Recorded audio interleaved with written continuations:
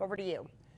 Well, Haley, you were just talking about, among other things, the east branch of the AuSable River and that the water has been rising in it in Keeseville throughout the day, prompting a flood warning. But as Local 22's Abby Fridman shows us, residents in Keeseville say they've dodged a bullet from this storm.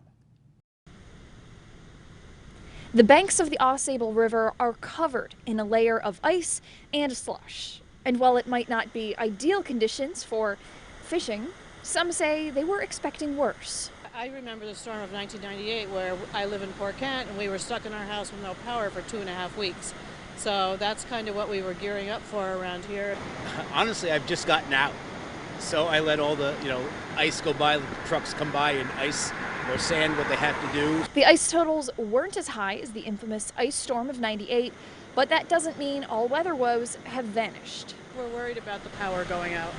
So I have a generator, so I'm all set. I'm watching all the ice and snow, though, come in through the AuSable River. And while water wasn't flowing through the town of Keeseville, optimism was. It's awesome. Yeah. It's really cool. I came by here and I was just looking over as I drove by. I said, it's just spectacular. I'm a photographer, so I think it's beautiful. I love it.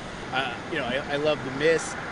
Just the strength, the pounding of the waves. Turning lemons into some very icy lemonade. So I expected it to be a lot bigger event than it is. Yeah. It's still slippery, but it's just beautiful, actually.